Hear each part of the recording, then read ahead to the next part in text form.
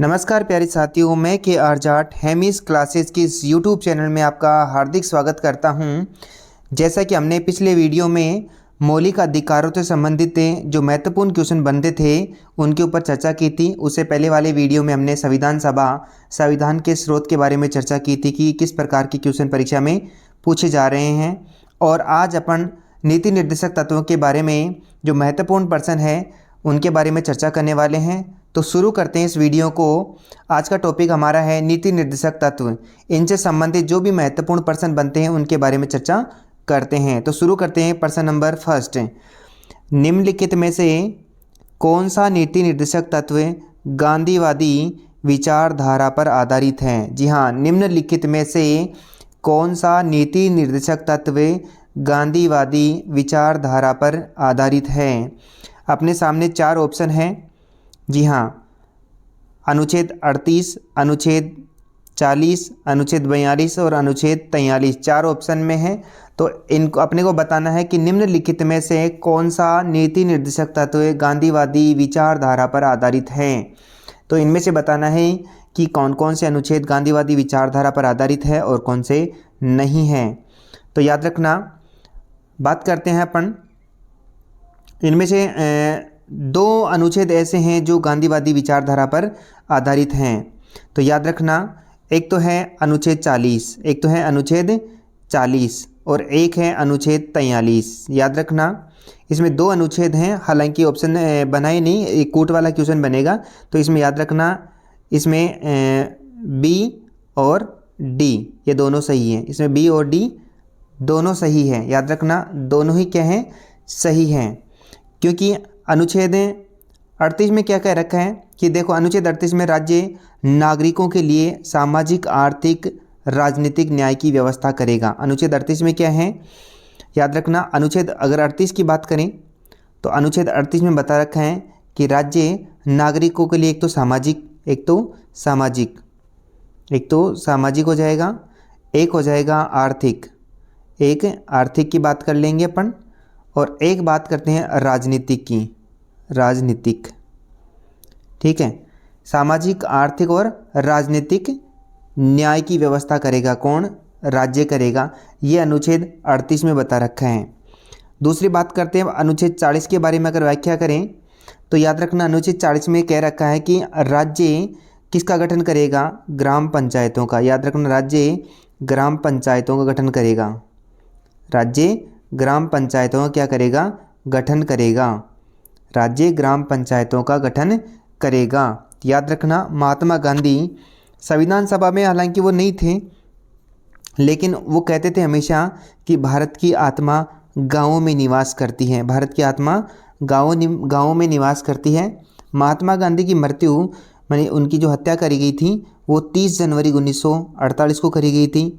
याद रखना, अगर महात्मा गांधी अगर संविधान लागू होने तक अगर जिंदा रहते तो जो 73वां संविधान संशोधन में आज अपने को देखने को जो मिल रहे हैं वो शायद हो सकता है कि जब संविधान लागू हुआ था उस समय ही ग्राम पंचायतों में ऐसा परिवर्तन अपने को देखने को मिल जाता शायद।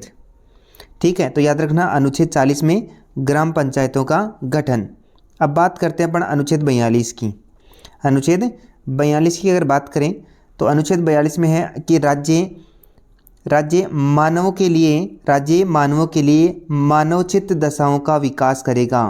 माने राज्य मानवों के लिए उचित दशाओं का विकास करेगा। इसके अलावा याद रखना, निःशुल्क प्रसूति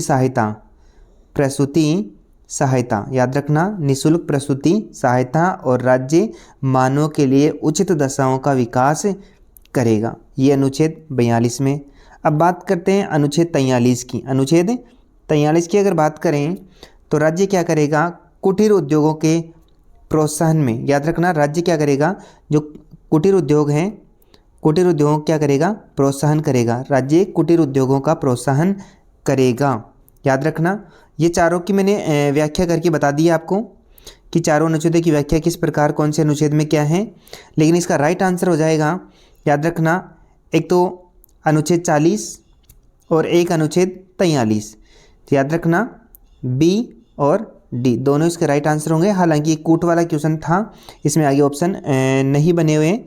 इनमें ये होता है ए व बी व डी, तो याद रखना बी और डी क्या हो जाएगा, सही हो जाएगा। ठीक है, बात करते हैं अगले क्वेश्चन की ओर। निम्नलिखित में से कुछ दशाओं में काम पाने, शिक्षा पाने और राज्य लोक सहायता, काम पाने, शिक्षा पाने तथा राज्य लोक सहायता का अधिकार संविधान के कौन से अनुच्छेद में निहित हैं? याद रखना तीनों बात कही है मैंने, काम पाने का, शिक्षा पाने का और लोक सहायता। ठीक है, इनका अधिकार संविधान के कौन से अनुच्छेद में वर्णित हैं? इनका अधिकार संविधान के कौन से अनुच्छेद में वर्णित हैं? तो इसका राइट आंसर हो जाएगा अनुच्छेद 41। अनुच्छेद 41, जी हाँ, अनुच्छेद 41 में लिखा हुआ है कि राज्य नागरिकों के लिए उचित काम, याद रखना उचित काम व शिक्षा, याद रखना उचित काम व शिक्षा की व्यवस्था करेगा। राज्य नागरिकों के लिए उचित काम और शिक्षा की व्यवस्था करेगा। ठीक है, इसके अलावा अनुच्छेद 41 में लिखा हुआ है दिव्यांग, ठीक है, वृद्ध और बच्चों की सहायता करेगा। याद रखना दिव्यांग वृद्धों और बच्चों की क्या करेगा, सहायता करेगा। अब आप ये कहोगे सब दिव्यांगों की सहायता कैसे करेगा, तो आपको पता है दिव्यांगों के लिए पेंशन चालू है। याद रखना दिव्यांगों के लिए क्या चालू है, पेंशन। दिव्यांगों के लिए क्या चालू कर रखी है, पेंशन चालू कर रखी है। ठीक है, और वृद्धों के लिए क्या चालू कर रखी है, वृद्धों के लिए पेंशन चालू कर रखी है। बच्चों के लिए शिक्षा वगैरह की व्यवस्था कर रखी है। अब अगर बात करें अपन काम की, ठीक है, कि अनुच्छेद 41 जो है उसके अंदर बता रखा है उचित काम, याद रखना उचित काम। अब काम की बात करें तो आपको पता है मनरेगा कार्यक्रम चला रखा है सरकार ने, तो उसके अंदर गवर्नमेंट खुद ये कहती है कि काम पाने के लिए हमारे यहाँ पे आवेदन करो। ठीक है, हम 15 दिन के अंदर अंदर रोजगार देंगे। 15 दिन में अगर रोजगार नहीं मिलती है तो क्या मिलेगा, बेरोजगारी भत्ता मिलेगा। तो याद रखना अनुच्छेद 41 में काम पाने का अधिकार है, शिक्षा का अधिकार है और लोक सहायता का अधिकार दे रखा है। बढ़ते हैं अगले क्वेश्चन की ओर। अगला क्वेश्चन है निम्नलिखित में से कौन से अनुच्छेद में गोवध निषेध, याद रखना गोवध निषेध का उल्लेख किया गया है। गोवध माने गाय हत्या को रोकने का उल्लेख संविधान के कौन से अनुच्छेद में किया गया है? तो अपने सामने 4 ऑप्शन है, अनुच्छेद 47, 48, अनुच्छेद 49 और 50। तो याद रखना इनकी चर्चा करेंगे अपन। तो इसका राइट आंसर हो जाएगा अनुच्छेद 48। जी हाँ, इसका राइट आंसर हो जाएगा अनुच्छेद 48। अनुच्छेद 48 में क्या दे रखा है कि कृषि व पशुपालन, याद रखना एक तो कृषि व पशुपालन,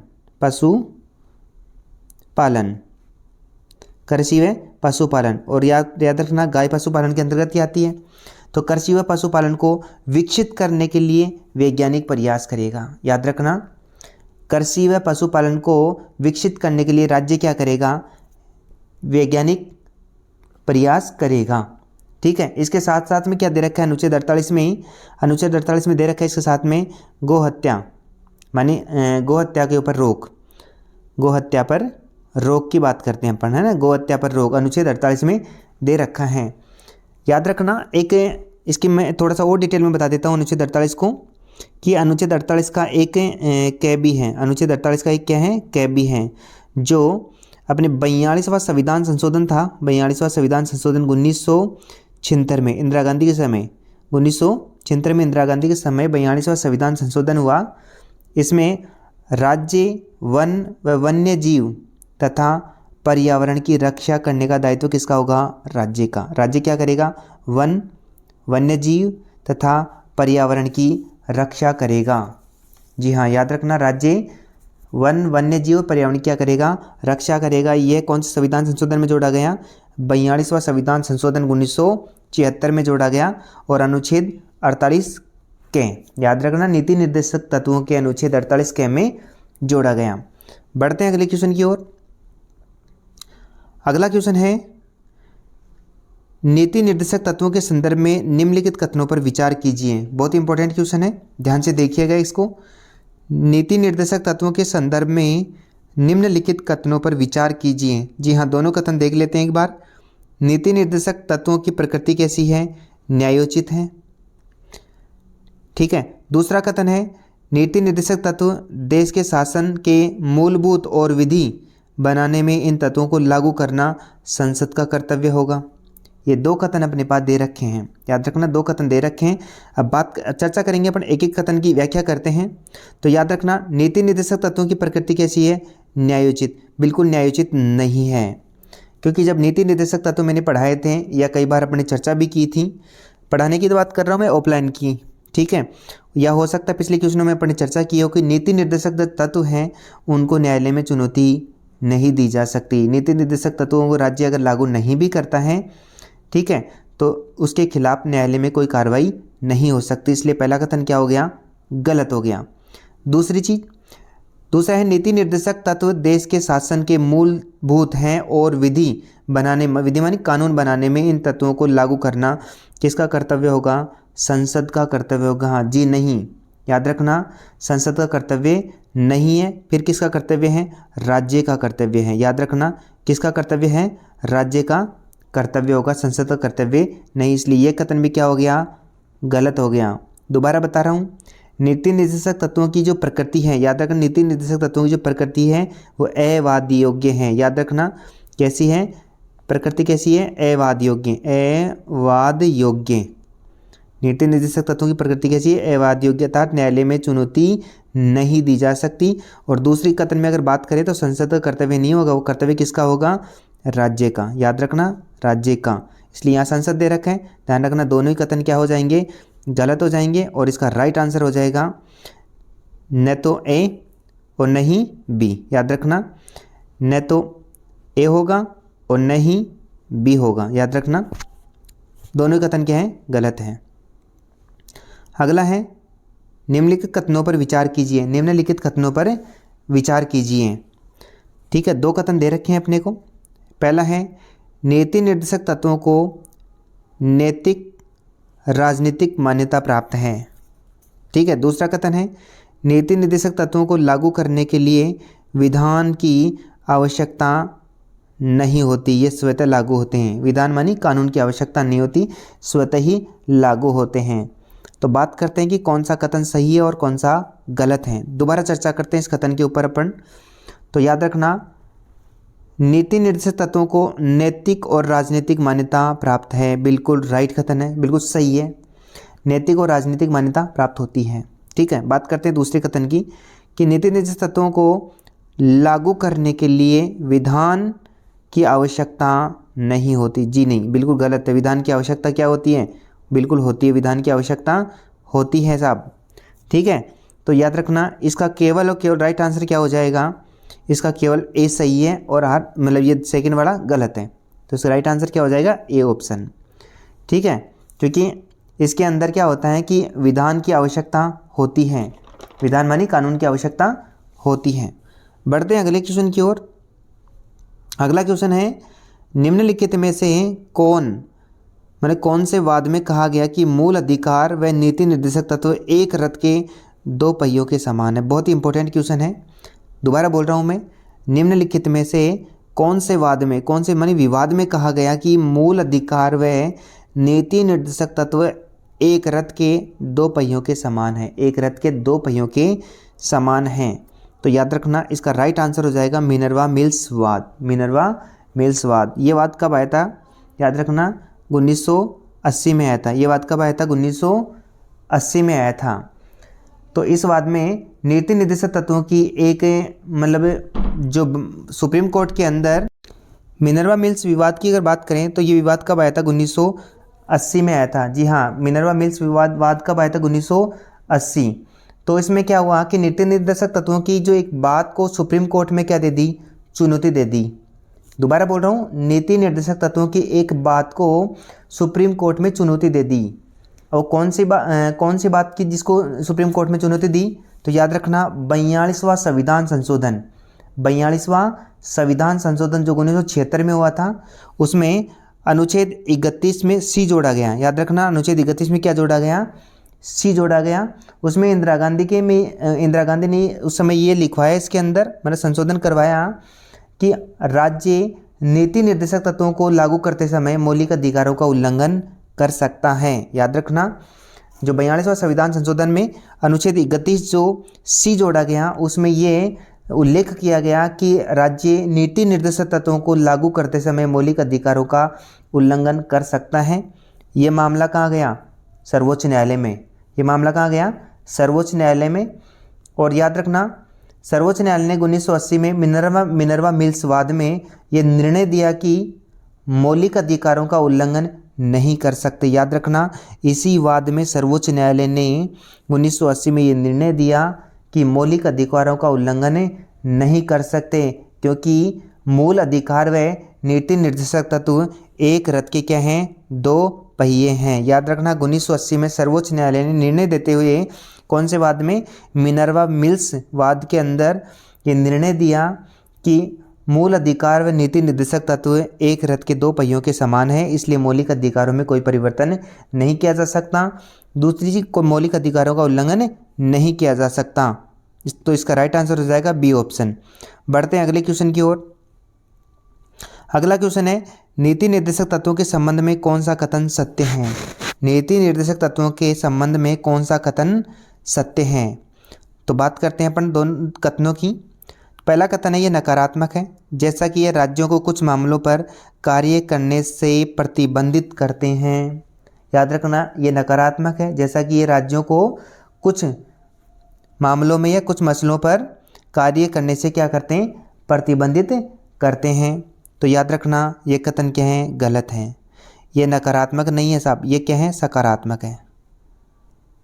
सकारात्मक है, ये नकारात्मक नहीं है, सकारात्मक है, इसलिए ये कथन क्या हो जाएगा? गलत हो जाएगा। बात करते हैं दूसरा, इनका मुख्य उद्देश्य देश में लोकतांत्रिक राजनीतिक व्यवस्था स्थापित करना है। याद रखना, इनका उद्देश्य लोकतांत्रिक और राजनीतिक न्याय स्थापित करना नहीं है, ये कथन गलत हो जाएगा। इनका उद्देश्य फिर क्या है? सामाजिक और आर्थिक लोकतंत्र की स्थापना करना है। याद रखना, यहाँ पे क्या आएगा? सामाजिक और आर्थिक लोकतंत्र की स्थापना करना है, इसलिए ये भी क्या हो जाएगा? गलत, क्योंकि इनका उद्देश्य लोकतांत्रिक राजनीतिक व्यवस्था स्थापित करना नहीं है, बल्कि सामाजिक और आर्थिक लोकतंत्र की स्थापना करना है। ये दोनों कथन गलत हो चुके। अब बात करते हैं तीसरे और चौथे कथन की।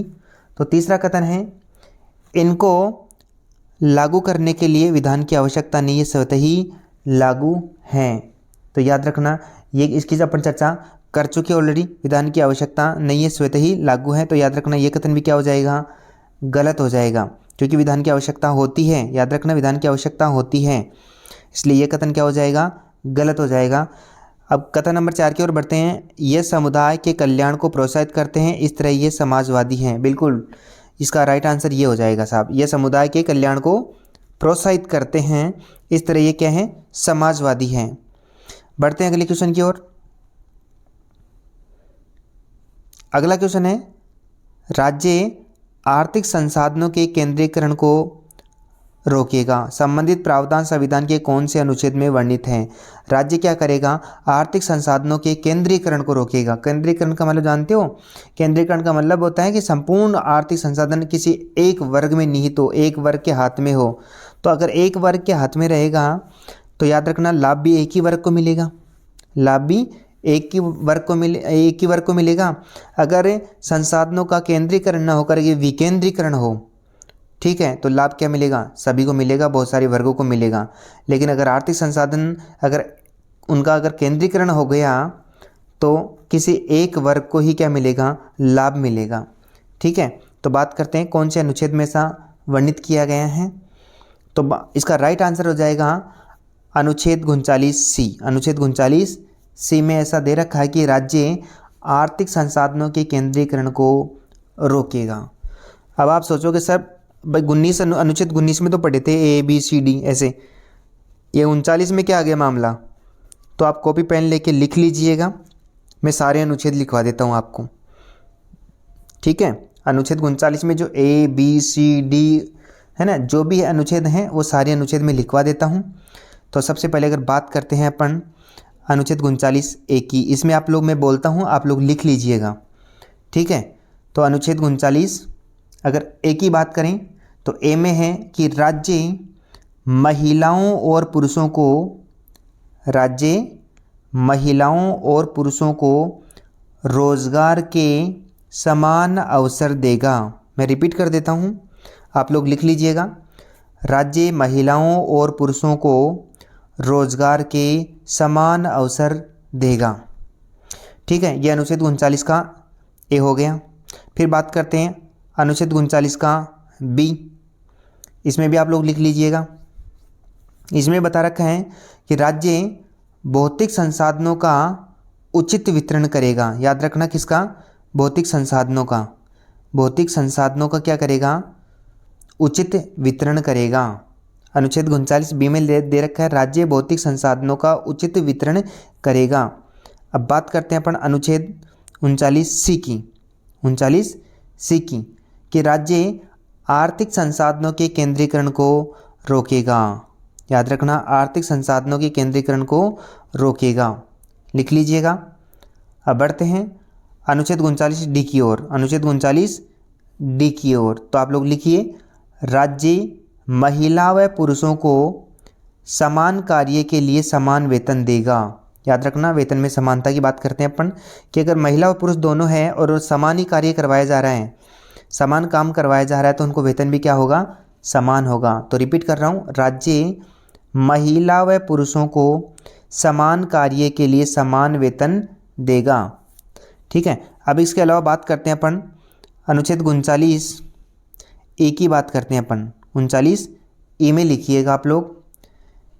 तो याद रखना, 39 ई में बता रखा है राज्य महिलाओं और पुरुषों को, राज्य महिलाओं और पुरुषों को ऐसा कोई काम नहीं देगा, राज्य महिलाओं और पुरुषों को ऐसा कोई काम नहीं देगा जो उनके स्वास्थ्य के लिए हानिकारक हो, जो उनके स्वास्थ्य के लिए हानिकारक हो। यह था अनुच्छेद 39 का ई।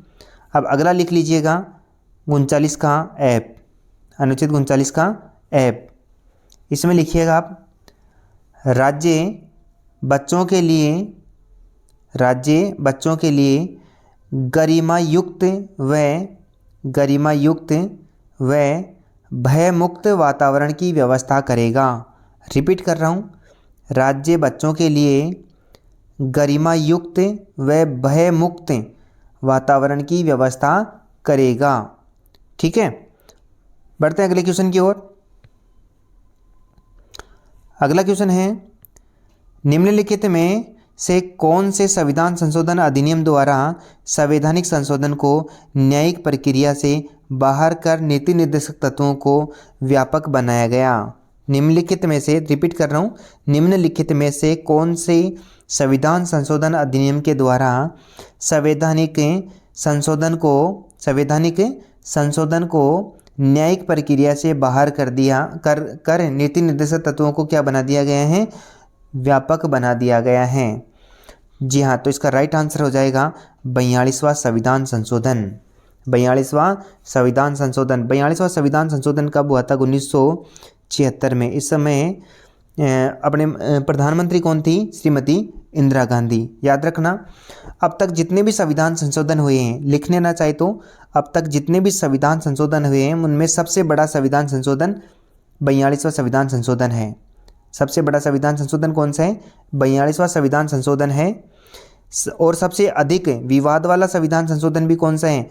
42वां संविधान संशोधन है, सबसे अधिक विवाद वाला भी। याद रखना, सर्वाधिक विवाद वाला संविधान संशोधन 42वां संविधान संशोधन अधिनियम है। और याद रखना, ये सबसे बड़ा है, सबसे लंबा संविधान संशोधन है, इसलिए इसे लघु संविधान या मिनी संविधान भी कहते हैं।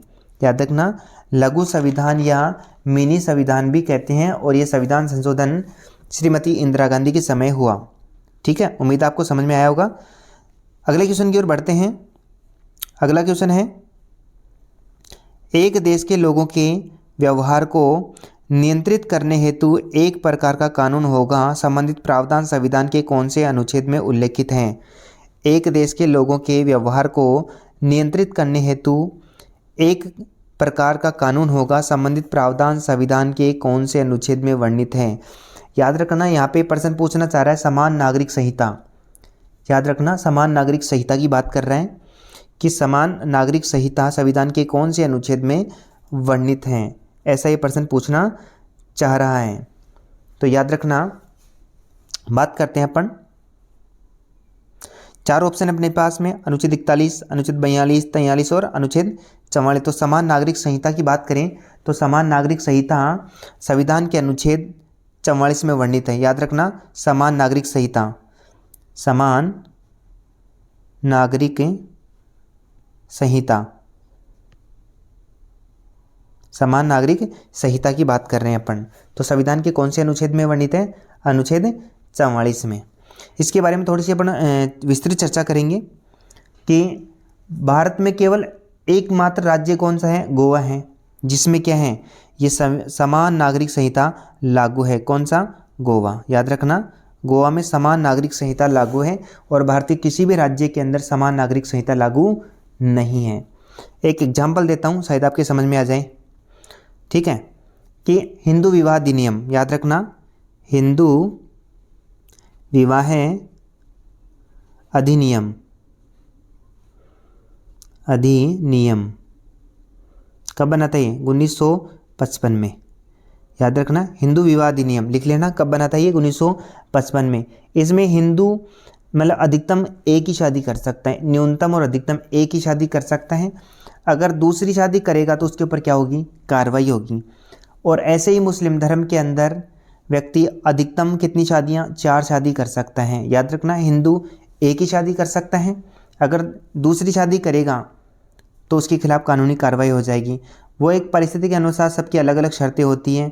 तो एक पत्नी के रहते हुए बिना उसको तलाक दिए दूसरी पत्नी नहीं ला सकता हिंदू धर्म के अंदर, ऐसा गैर कानूनी माना जाता है। अगर दूसरी पत्नी है तो पहली पत्नी को क्या देना पड़ेगा? तलाक देना पड़ेगा, तभी वो दूसरी पत्नी मान्य है। एक पत्नी के रहते हुए दूसरी पत्नी से शादी, जिस प्रकार राजा महाराजा किया करते थे, 1, 2, 3, 4 कितनी से भी शादी कर लेते थे, वर्तमान में हिंदू धर्म में ये गैर कानूनी है। ठीक है, और मुस्लिम धर्म में 4 शादी तक तो कानूनी है, कानूनी मान्यता है 4 शादी तक। तो 5वीं शादी जैसे ही करेगा तो याद रखना, 5वीं शादी करते ही, 5वां विवाह करते ही क्या हो जाएगा? उसके ऊपर कानूनी कार्रवाई शुरू हो जाएगी।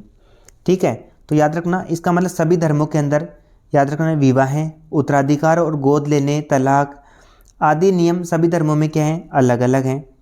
लेकिन जिस दिन याद रखना समान नागरिक संहिता लागू होगी तभी सभी धर्मों में समान नियम लागू हो जाएंगे। दोबारा बोल रहा हूँ, उम्मीद है समझ में आ रही होगी मेरी बात, कि जिस दिन समान नागरिक संहिता लागू हो जाएगी, समान नागरिक संहिता लागू हो जाएगी, याद रखना, समान नागरिकता संहिता लागू हो जाएगी जिस दिन, उस दिन सभी धर्मों के अंदर जितने भी मतलब ये रीति रिवाज संस्कार जो होते हैं सब समान हो जाएंगे। मानी जैसे कि विवाह है, जैसे हिंदू धर्म में 1 है, मुस्लिम धर्म में कितने? 4 है मिनिमम। ठीक है, कि 4 कर सकता है, हिंदू धर्म में 1 कर सकता है। समान नागरिक संहिता लागू हो जाएगी तो हिंदू भी उतने ही कर सकता है जितने मुसलमान समुदाय कर सकते हैं। सबके लिए क्या बन जाएगा? समान कानून बन जाएगा। उत्तराधिकार संबंधित सभी धर्मों के नियम क्या होंगे? समान होंगे। गोद लेने संबंधित या तलाक संबंधी जितने भी नियम हैं सभी धर्मों में क्या लागू हो जाएंगे? समान रूप से लागू हो जाएंगे, समान नागरिक संहिता लागू होते ही। ठीक है, इसका राइट आंसर क्या हो जाएगा? अनुच्छेद 44। बढ़ते हैं अगले क्वेश्चन की ओर। अगला क्वेश्चन है, नीति निर्देशक तत्वों को वास्तव में लागू कर दिया जाए तो भारत में स्वर्ग स्थापित किया जा सकता है, ये कथन किसने कहा? दोबारा बोल रहा हूँ, नीति निर्देशक तत्वों को अगर वास्तव में लागू कर दिया जाए तो भारत में स्वर्ग स्थापित किया जा सकता है, यह कथन किसने कहा? यह कथन किसने कहा? अपने सामने 4 ऑप्शन है, भीमराव अंबेडकर, MC छागला, के संथानम और आइवर जेनिंग्स। तो इसका राइट आंसर हो जाएगा MC छागला, MC छागला। इसके साथ ही मैं थोड़ा सा इसे रिलेटेड कुछ और बता देता हूँ आपको कि भीमराव अंबेडकर ने नीति निर्देशक तत्व समाज के सामाजिक व आर्थिक लोकतंत्र के प्रतीक बताएं। याद रखना, भीमराव अंबेडकर ने नीति निर्देशक तत्वों को सामाजिक व आर्थिक लोकतंत्र के क्या माने हैं? प्रतीक माने हैं। सामाजिक और आर्थिक लोकतंत्र के क्या माने हैं? प्रतीक माना है, या ऐसा कहा है।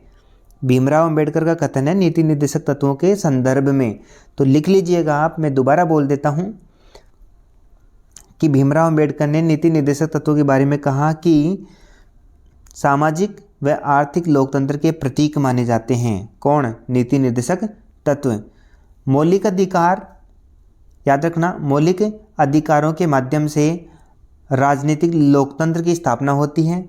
दोबारा बोल रहा हूँ, नीति निर्देशक तत्वों के माध्यम से तो सामाजिक आर्थिक लोकतंत्र की स्थापना हो जाती है और मौलिक अधिकारों के माध्यम से राजनीतिक लोकतंत्र की स्थापना होती है। ये आप लोग लिख लेना। बढ़ते हैं अगले क्वेश्चन की ओर। अगला क्वेश्चन है, राज्य सहकारी संस्थाओं को बढ़ावा देकर संबंधी प्रावधान भारतीय संविधान में कब जोड़ा गया? मानी बात करते हैं सहकारी संस्थाओं की, सहकारी संस्थाओं की, कि राज्य सहकारी संस्थाओं को बढ़ावा देगा ऐसा प्रावधान भारतीय संविधान में कब जोड़ा गया? याद रखना, कब जोड़ा गया? तो याद रखना, एक 97वां संविधान संशोधन हुआ था। 97वां संशोधन हुआ था। कब हुआ था ये संशोधन? ये हुआ था 2012 में। ये 2012 में 97वां संविधान संशोधन 2012 हुआ था। इस संशोधन द्वारा सहकारी संस्थाओं को संवैधानिक दर्जा देने का प्रयास किया गया। याद रखना, इस संविधान संशोधन द्वारा जो सहकारी संस्थाएं थी उन संस्थाओं को संवैधानिक दर्जा देने का क्या किया गया था? प्रयास किया गया था। और याद रखना, अनुच्छेद जो 43 था उस 43 में बी जोड़ा गया। याद रखना, 43 में बी जोड़ा गया और राज्य सहकारी संस्थाओं की स्थापना को बढ़ावा देगा ऐसा जोड़ा गया। याद रखना, सहकारी जो संस्थाएं हैं उनसे संबंधित अनुच्छेद हैं, अनुच्छेद 43 बी, और इनको कब जोड़ा गया था? वर्ष 1912 में। वर्ष 1912 में। अनुच्छेद पूछ ले तो 43 बी, वर्ष पूछ ले तो 2012, और संविधान संशोधन पूछ ले तो 97वां संविधान संशोधन कब? 2012 में। राइट। बढ़ते हैं अगले क्वेश्चन की ओर। अगला क्वेश्चन है, निम्नलिखित में से कौन सा अनुच्छेद भारत में ट्रेड यूनियन का आधार है? भारत में ट्रेड यूनियन का आधार है। तो बताना है अपने को कि कौन सा अनुच्छेद भारत में ट्रेड यूनियन का आधार है। ट्रेड यूनियन का क्या है? आधार है। तो याद रखना, इसका राइट आंसर हो जाएगा अनुच्छेद 43A। अनुच्छेद 43A, अनुच्छेद 43A। तो इसके बारे में मैं आपको बता दूं कि जो 42वां संविधान संशोधन था, 42वां संशोधन जो हुआ था 1976 में, याद रखना 1976 में हुआ था। इसमें राज्य उद्योगों के प्रबंधन में कर्मचारियों की भागीदारी तय करेगा। याद रखना, ट्रेड यूनियन कब लागू हुआ? 42वां संविधान संशोधन 1976 में, अनुच्छेद 43A। याद रखना, इसमें प्रावधान किया गया कि राज्य उद्योगों के प्रबंधन में कर्मचारियों की भागीदारी क्या करेगा? तय करेगा। तो इसका राइट आंसर है अनुच्छेद 43A। संविधान संशोधन पूछ ले तो 42वां संविधान संशोधन 1976। अगर आपसे प्रश्न पूछ ले ट्रेड यूनियन का संबंध कौन से संविधान संशोधन से है, तो राइट आंसर हो जाएगा 42वां संविधान संशोधन, जो कब हुआ था? 1976 में। और इस समय केंद्र में प्रधानमंत्री श्रीमती इंदिरा गांधी थी। और अनुच्छेद पूछ ले तो अनुच्छेद 43A। अगले क्वेश्चन की ओर बढ़ते हैं। निम्नलिखित में से भारतीय संविधान का कौन सा अनुच्छेद गांधी जी के ग्राम स्वराज से संबंधित है? ग्राम स्वराज की शायद अपन चर्चा कर चुके हैं अभी थोड़ी देर पहले ही, फिर भी एक बार देख लेते हैं। निम्नलिखित में से भारतीय संविधान का कौन सा अनुच्छेद गांधी जी के ग्राम स्वराज से संबंधित है? तो याद रखना, अनुच्छेद 40 में साफ दे रखे हैं ग्राम पंचायतों का गठन, ग्राम पंचायतों का गठन। याद रखना, ग्राम पंचायतों का गठन किया जाएगा, उन्हें शक्तियां दी जाएंगी। ये संविधान के कौन से अनुच्छेद में? अनुच्छेद 40 में। ठीक है, ग्राम पंचायतों का गठन संविधान के अनुच्छेद 40 में। बढ़ते हैं आज के लास्ट क्वेश्चन की ओर। आज का लास्ट क्वेश्चन है, निम्नलिखित में से 103वां संविधान संशोधन अधिनियम का आधार है। याद रखना, 103वां जो संविधान संशोधन है इसका आधार क्या था? तो याद रखना, इसका आधार है सी ऑप्शन, अनुच्छेद 46। अनुच्छेद 46। याद रखना, जो 103वां जो संविधान संशोधन था ये कब हुआ था? ये कब हुआ था? तो ये हुआ था 2019 में। याद रखना, ये 2019 में हुआ था। अब बात करते हैं, अनुच्छेद पूछ ले तो अनुच्छेद 46। अब देखना है कि अनुच्छेद 46 में क्या प्रावधान है। अनुच्छेद 46 में प्रावधान क्या है? तो याद रखना, SC ST पिछड़ा वर्ग, ठीक है, और दुर्बल वर्ग, याद रखना दुर्बल वर्ग मान जो आर्थिक रूप से कमज़ोर हो, माने उनके आर्थिक हितों को ध्यान में रखा जाएगा। उनके कौन से हितों को ध्यान में रखा जाएगा? आर्थिक हितों को, याद रखना, उनके आर्थिक हितों को ध्यान में रखा जाएगा। और याद रखना आर्थिक आधार पर वर्तमान में EWS, ठीक है, EWS को क्या दिया गया है? आरक्षण दिया गया है। और ये आरक्षण का प्रावधान अनुच्छेद 46 में दे रखे हैं ST SC पिछड़े वर्ग और दुर्बल वर्गों को। और याद रखना जनवरी 2020 में इसे 10 साल के लिए बढ़ा दिया गया है। अब जनवरी 2030 तक आरक्षण रहेगा। जब देश आज़ाद हुआ तब से लेके आज दिन तक इसे 10-10 वर्ष करके इसे बढ़ाया जा रहा है और इसका वर्णन संविधान के अनुच्छेद 46 में वर्णित है। तो उम्मीद है आज की क्लास आपको समझ में आई होगी और साथ ही आपको ये भी पता चला होगा कि किस प्रकार के प्रश्न नीति निर्देशक तत्वों के टॉपिक में से बन सकते हैं। तो आज के लिए इतना ही। हमारे इस वीडियो को लाइक करें, शेयर करें और सब्सक्राइब करें। थैंक यू, धन्यवाद।